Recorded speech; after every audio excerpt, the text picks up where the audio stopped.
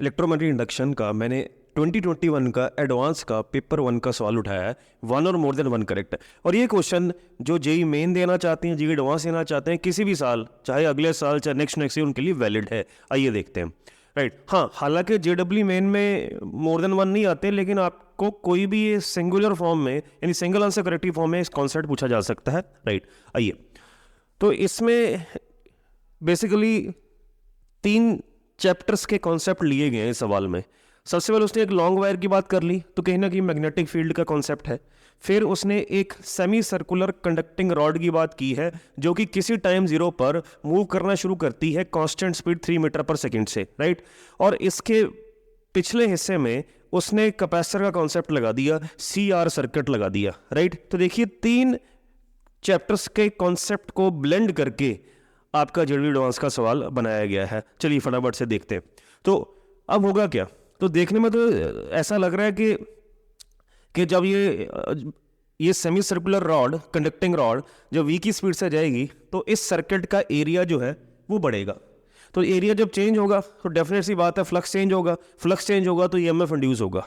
Right, तो कहीं ना कहीं EMF इंड्यूस हमें निकालना पड़ेगा। और देख लेते हैं पूछा क्या आगे। किसी टाइम जीरो पर कह रहा था C0 जो था वो अनचार्ज है, ये कैपेसिटर अनचार्ज है। देन बताइए कितना मैक्सिमम करंट फ्लो कर रहा है इस रेजिस्टर से, क्या इतना कर रहा है, कितना कर रहा है, और कितना इसमें मैक्सिमम चार्ज स्टोर हुआ है। राइट, अब एक बात आपको बता दूं मैं, CR सर्किट की खास बात क्या है। CR circuit connected with DC battery. Right, यहां पर जो DC बैटरी का काम करेगी वो EMF इंड्यूस होगा। तो जो EMF इंड्यूस हम बोलते हैं that is basically battery only. Right, तो जब भी CR circuit with DC battery का कॉन्सेप्ट आए, तो हमारे दिमाग में चार्जिंग और डिस्चार्जिंग ये फॉर्मूले हमारे दिमाग में आते हैं।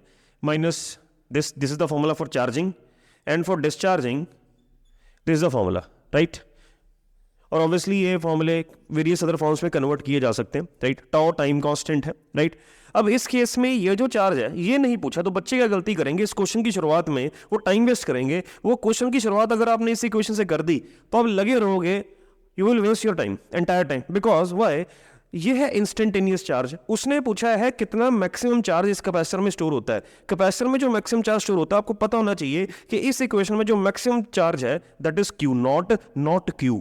Q नॉट मैक्सिमम चार्ज है, और आपको पता होना चाहिए जो मैक्सिमम चार्ज होता है उसका केवल फॉर्मूला है जितनी कैपेसिटेंस है मल्टीप्लाई बाय जितना EMF इंड्यूस इस केस में होगा। तो आपको केवल C नॉट तो पता है, मैक्सिमम चार्ज निकालने के लिए EMF इंड्यूस निकालना है, उसको मल्टीप्लाई करके आपका आंसर आ जाएगा। तो अगर आप इसको अप्रोच करते हैं, आप बच्चे करेंगे, इसको लिखेंगे, फिर इसका डेरिवेटिव लेंगे, कि उसने कहेंगे सर ये तो मैक्सिमम चार्ज पूछा, इसका डेरिवेटिव ले लेते हैं। आप कहीं कहीं रहोगे, कोई कुछ मेंशन नहीं है, टाइम कांस्टेंट कितना है, T कितना है, तो उसने कोई टाइम नहीं दिया होगा, नथिंग। और हमें पता होना चाहिए कि T जब इन्फिनिटी हो जाता है, चार्ज ऑटोमेटिकली मैक्सिमम हो जाता है, Q नॉट के बराबर हो जाता है। तो वैसे ही ये गेम से बाहर हो जाना चाहिए, लेकिन बच्चे इससे शुरुआत करेंगे और कहीं नहीं पहुंच पाएंगे वो। ठीक है, चलिए, तो ये मैंने बताना था। तो लेट अस स्टार्ट नाउ। तो मुझे EMF इंड्यूस निकालना पड़ेगा। तो EMF इंड्यूस कैसे निकालें, so let us start here. देखिए जो EMF इंड्यूस्ड है, अब एक और कॉन्सेप्ट बता देता हूं। सेमी सर्कुलर किसी भी शेप की रॉड हो, What matters is your end to end length, जिसे कहते हैं इफेक्टिव लेंथ।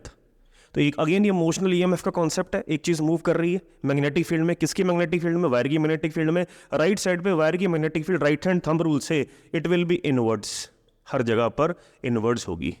वो अलग बात है कि यहाँ पे अलग होगी, यहाँ पे अलग होगी, क्योंकि वायर की मैग्नेटिक फील्ड डिस्टेंस R पर डिपेंड करती है, इनवर्सली प्रोपोर्शनलिटी पर। तो हर जगह पे अलग अलग फील्ड होगी। तो आपने सबसे पहले क्या करना है, यानी this shape is immaterial to you, what matters is basically ये चीज मैटर कर रही है। अब यही लेंथ लेनी है, तो ये लेंथ कितनी होगी, 4 - 1 3। तो एक तो ये हो गया। तो जब हम मोशनल EMF का फॉर्मूला लगाएंगे BLV, राइट, तो उसमें अब हमें, क्योंकि अब हमें पता नहीं है ना, अगर तो ये बिल्कुल पॉइंट ऑब्जेक्ट होता तब तो हम सीधा कह देते हैं यहाँ पर फील्ड है μ0I/2π/1। अब कोई बच्चा यहाँ पे लगा पॉइंट, को यहाँ पे पॉइंट लगा, यहाँ पॉइंट लगा, तो हमें बेसिकली क्या करना पड़ेगा, इंटीग्रेशन से हमें ये चीज़ करनी पड़ेगी। हमें सबसे पहले क्या करना पड़ेगा, इस पर एक छोटा एलिमेंट मानना पड़ेगा dx लेंथ का, उसकी दूरी इस लॉन्ग वायर से कुछ ना कुछ माननी पड़ेगी x। तो पहले इस छोटी लेंथ के एलिमेंट पे कितना EMF इंड्यूस हुआ वो निकालना पड़ेगा। फिर हमें अगर देखना है तो पूरी लेंथ में कितना इंड्यूस हुआ, फिर इंटीग्रेट करना पड़ेगा। चलिए स्टार्ट करते हैं। तो EMF इस छोटी सी लेंथ में जो इंड्यूस हुआ DE, it is BLV motional EMF। तो B is due to the wire which is μ0I/2πr, r कितना है x, एल कितना है dx इनटू v। ऑब्वियसली अगर ये इस पूरी रॉड की वेलोसिटी v है तो उसके हर एलिमेंट की वेलोसिटी यही आएगी v। दोनों तरफ डेरिवेटिव बन के इंटीग्रेट करना पड़ेगा डी। सो कांस्टेंट टर्म्स बाहर ले गए, अंदर बच गया dx बाय एक्स, राइट। सो डी की इंटीग्रेशन ही टोटल इंड्यूस ईएमएफ और x की लिमिट्स डाल देते हैं। अब देखिए मैंने तो एलिमेंट यहाँ लिया, कोई बच्चा एलिमेंट यहाँ पे लेगा तो उसकी वायर से दूरी कितनी होगी 1, कोई बिल्कुल कोने में लेगा तो उसकी वायर से दूरी कितनी होगी 4। तो लिमिट्स डाल दीजिए 1 से 4। तो let us solve this. So this becomes 1/x dx की जो लिमिट्स होती हैं कितनी होती हैं log x, यानी natural log x ln x। तो now simple mathematics we apply. So this becomes mu naught I V by 2 pi upper limit minus lower limit log 4 minus log 1, log 1 is 0, this becomes log 4। log 4 को लिख देते हैं log 2 का square, क्यों? क्योंकि मुझे log 2 की value given है क्वेश्चन में।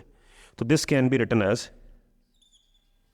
Mu naught I by V by 2 pi 2 log 2 का स्क्वायर, 2 log 2 प्रॉपर्टी 2 log 2, हाँ ये इससे काट देना।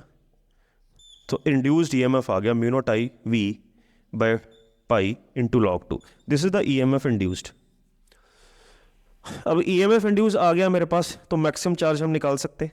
चलिए करते हैं, मैक्सिमम चार्ज पहले निकालते हैं। सी नॉट इज 5 माइक्रोफेरेड, यानी 5 इंटू 10 की power minus 6। E is this, mu naught की वैल्यू डाल दीजिए 4 पाई इंटू 10 की पावर माइनस 7, राइट। करंट निकालना पड़ेगा, करंट, हाँ करंट गिवन है, सॉरी 2 एम्पियर्स वायर का। Velocity is also given 3 upon pi. So here log 2 is also given, that is 0.7. Let us solve this। पाई से पाई गया, एक डेसिमल उड़ा देते हैं।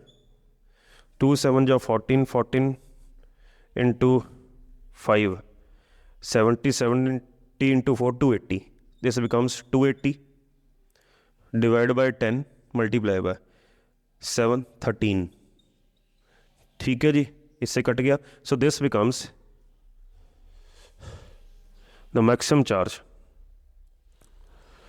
तो एक बार दोबारा देख लें थोड़ी, क्योंकि ऑप्शन या तो 8.4 है या 2.4 है, तो मेरा यहाँ पे 28 तो आ रहा है। थोड़ा सा देख लेते हैं कोई गड़बड़ ना की हो।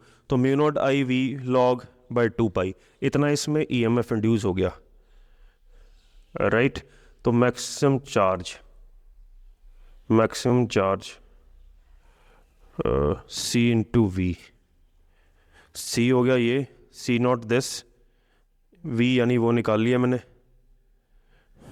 सी वी 4 पाई इंटू 10 की power minus 7। Current is 2 amperes, velocity is 3 and log 2 is 0.7। This is पाई, हाँ 7 to 14, मैंने एक 3 मिस कर दी है, हाँ 28 इंटू 3 84। अब बात बन रही है। सो दिस बिकम्स 84। सो 84 इंटू 10 की पावर माइनस 13, और यू कैन से 8.4 इंटू 10 की पावर माइनस 12 कूलम्स।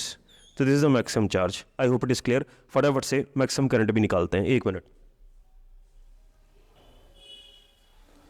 तो बच्चों मैक्सिमम करंट यानी जो अगर ईएमएफ इंड्यूस हुआ तो उसके कारण जो सर्किट में करंट फ्लो किया होगा, मैक्सिमम करंट आपको पता है it is nothing but E by R, right. E आपने निकाल चुके हैं, वो है mu naught I V by pi log 2, उसको रेजिस्टेंस से डिवाइड कर दीजिए। क्वेश्चन में रेजिस्टेंस 1.4 थी, तो फिर से ये चीज़ तो वही है।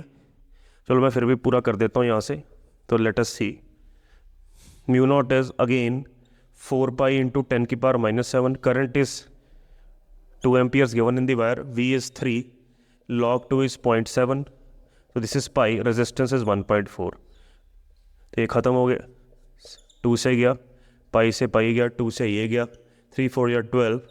सो 12 इंटू 10 की पावर माइनस 7 और 1.2 इंटू 10 की power minus 6 amperes is the answer. So A option and C option is the correct answer.